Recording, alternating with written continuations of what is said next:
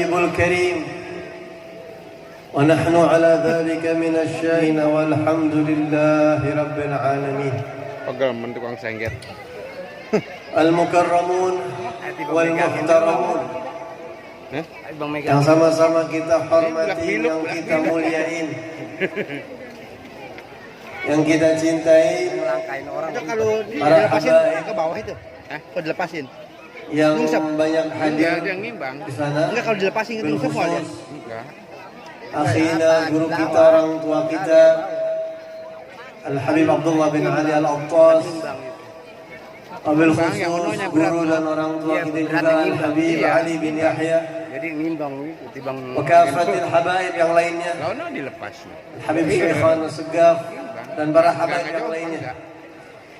Kita doain mudah-mudahan para habaib kita biar pada panjang umur, sehat wal afiat, dimudahkan segala urusannya dan diberkahkan segala perjuangannya. Amin ya rabbal alamin.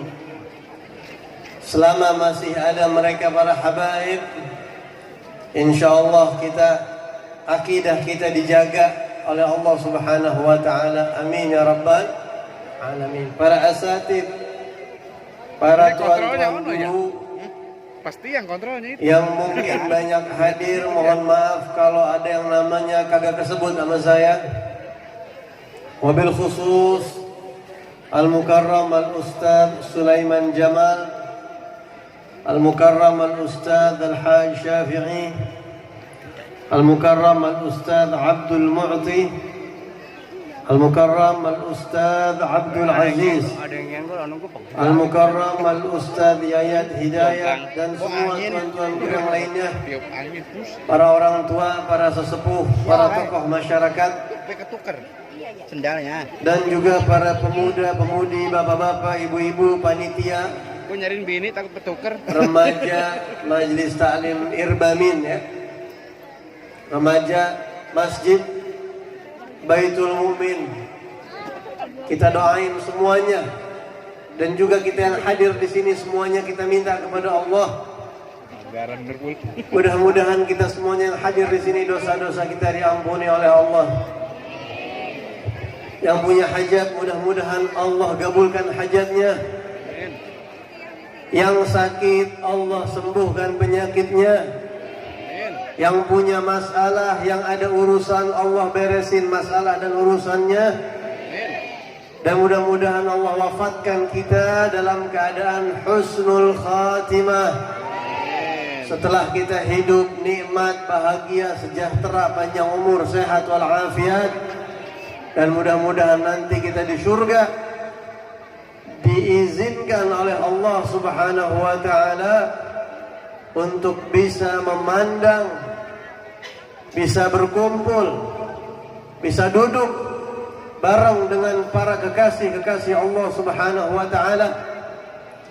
Yang lelaki duduk dengan para wali-wali Allah dan para nabi-nabinya Allah Subhanahu wa taala.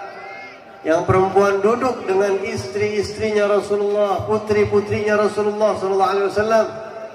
Dan kita nanti mudah-mudahan kumpul bisa melihat sesuka kita wajahnya baginda kita Nabi besar Muhammad sallallahu alaihi wa alihi wa sahbihi wasallam. Karena salah satu nikmat yang paling besar adalah ketika kita diizinkan oleh Allah untuk memandang wajahnya Nabi kita Muhammad sallallahu alaihi wasallam. Laitahu khassani bi ru'yati wajhin zala an kulli man ra'ahu syaga'u. Al-Imam Muhammad bin Sa'id Al-Busiri mengatakan, saya berharap kepada Allah, mudah-mudahan saya bisa memandang wajah seorang Nabi, yaitu Nabi kita Muhammad. Siapa orang yang matanya sudah memandang wajah Nabi Muhammad, zala an kulli man ra'ahu syaga'u, maka segala macam kesialan, kebelangsakan akan lenyap dalam hidupnya. Yang ada hanya kebahagiaan dari Allah Subhanahu wa ta'ala. Bagaimana kita bayangin nikmatnya para sahabat Nabi. Itu sahabat kalau lagi puyeng tinggal datang ke masjid, nemuin Rasulullah SAW. Lupa semuanya dunia, pusingnya urusan, masalah-masalah semuanya seketika hilang seketika. Itu mukjizatnya Nabi Muhammad SAW. Mandang wajahnya itu, wajah Rasulullah bisa bikin hilang masalah. Itu salah satu mukjizat Nabi. Ada satu sahabat namanya Sayyidina Abu Hurairah radhiyallahu anhu. Namanya Abdurrahman bin Sakhar al-Yamani. Dia datang nemuin Nabi Muhammad. Begitu dia pandang wajahnya Rasulullah, dia mengatakan, "Tabat nafsi bi ru'yaka ya Rasulullah." Ya Rasulullah, jiwa saya tenang banget kalau udah melihat Rasul. Tenangnya bukan main, lupa semuanya udah. Itu orang yang sudah mukmin tuh sahabat Nabi. Dulu di Madinah ada satu orang namanya Hassan bin Thabit. Hassan bin Thabit. Dia ini ahli syair. Umurnya 120 tahun meninggal dunia. Panjang umur dia. Ketika umur dia 60 tahun, dia tinggal di kota Madinah. Dia biasa dipanggil. Oke, sekarang kan penceramah dipanggil, suruh ngisi sono sini dari mana-mana yang jauh. Biasa artis suruh nyanyi dipanggil ke tempat yang jauh. Nah ini Hassan bin Thabit penyair dia. Biasa nerima panggilan. Satu kali Hassan bin Thabit ini diundang sama Abu Jahal CS. Abu Jahal, Abu Lahab, dan abu-abu yang lainnya itu, yang kafir-kafir tuh ya. Diundang. Hassan bin Thabit, lu diundang ke Mekah lu. Ini sama kafir Quraisy nih yang undang. Siapa yang undang? Bangsa Quraisy. Wah, kalau orang Arab udah dengar orang Quraisy, hadirin, itu udah paling ningratnya orang Arab Quraisy. Apalagi yang tinggal di tanah haram kota suci Mekah. Udah duitnya banyak banget. Orang paling disegenin di seluruh jazirah Arab orang-orang Quraisy. Satu kehormatan buat Hassan bin Thabit diundang nih. Dia datang akhirnya. Yang ngundang orang terpandang, bangsawan. Ya Abu Jahal itu terpandang. Duitnya seabrek-abrek banyak banget itu. Abu Jahal, Abu Lahab, Abu Sufyan itu orang kaya. Mereka punya segalanya. Diundang. Begitu datang, "Hai Hasan, lu kan jago banget kalau udah ngeluarin syair." Orang Arab dulu itu yang hebat yang bisa syair. Jadi kalau orang udah bisa syair itu yang dikagumin sama orang. Lu kan kalau bikin syair udah kagak ada duanya.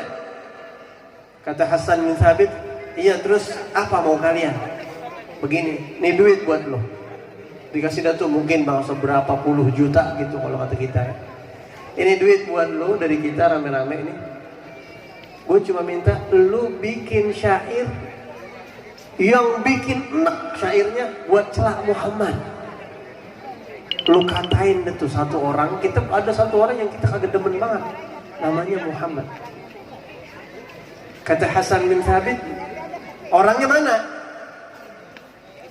"Sini lu gue unjukin sini." "No, lu cari tuh di situ, diunjukin satu tempat, lu ntar berdiri di situ. Biasanya pagi-pagi ntar dia lewat nggak jauh dari situ." Nah, tuh ntar begitu lu lihat dia, ini Hassan bin Thabit orang terkenal. Jadi kalau dia datang mau ngeluarin syair, orang pada kumpul ngeliatin begitu kira-kira. Begitu dia nungguin, dia belum tahu Nabi Muhammad dia.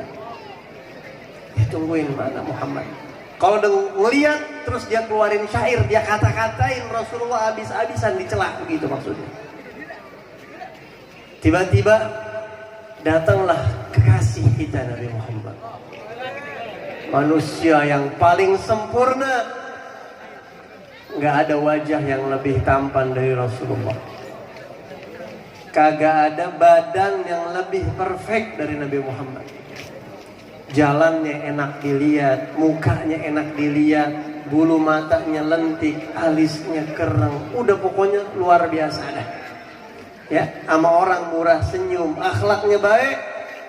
Begitu kelihatan pertama kali wajahnya Nabi Muhammad jalan di depan dia nih Hassan bin Thabit. Itu mulutnya kayak kekunci, kagak bisa dia ngeluarin syair buat celah Nabi Muhammad. Dia pandangin Rasulullah dan dia tutup mukanya. Dia tutup terus dia lihat lagi. Allah, nggak bisa, nggak bisa. Ini orang sempurna banget. Yang gua mau celah belah mananya. Akhirnya dia jalan. Dia samperin lagi nih orang-orang Quraisy yang lagi pada kongko di satu tempat namanya Naji Quraisy, itu tempat tongkrongan mereka ada di kota Mekah itu. Samperin Hasan bin Thabit, itu duit yang masih utuh dilemparin. La hajata li bi amwalikum. Gua kagak perlu duit lu semua. Kaget nih Abu Jahal sama Abu Lahab pada. Lah, lu lah gua apa lu, kata Abu Jahal. Udah gua kasih duit pakai lu balikin. Gua manggil lu jauh-jauh. Gua bayar. Lu celah Muhammad. Gua nggak perlu, nggak bisa. Biarin gua jauh, nggak usah dibayar. Kenapa lu mau kagak mau celah tuh Muhammad? Kenapa? Di situ dia keluarin syair, dia puji Nabi Muhammad di depan kafir Quraisy. Dia katakan, "Lamma ra'aitu anwarahu sata'at, wada'tu min khifati kaffi ala basari. Khawfan ala basari min husni suratihi, falam andurhu illa ala gadri. Ruhun minan nuri fi jismin minal qamari, kahilyatin nusijat fil anjumi zuhri." Lu saksiin semua, gue ikut dia. Pergi ini Hasan bin Thabit, dia datang ke Nabi Muhammad SAW, dia tanya-tanya dan dia masuk Islam. Kagak pakai didakwahin. Ngelihat wajah Nabi, itu cahaya yang ada di wajahnya Nabi Muhammad merasuk ke dalam hatinya dia, ngebongkar semua kerajaan setan yang ada di hati, dapat hidayah langsung. Wajahnya Rasulullah. Dia keluarin syair, dia puji Nabi. Subhanallah. Bagaimana indahnya wajahnya Nabi Muhammad SAW. Ya Rabb. Mudah-mudahan Allah kagak haramin mata kita memandang wajahnya Rasulullah. Ya, mudah-mudahan Allah Subhanahu wa taala mudahkan kita untuk memandang wajahnya Nabi Muhammad SAW. Makanya nih anak-anak muda, ini khususnya buat saya dan juga buat kita semua yang hadir di sini. Kita ini hidup 2021, udah apa baik ada sekarang. YouTube ada, Instagram ada, Facebook ada, apa lagi tuh?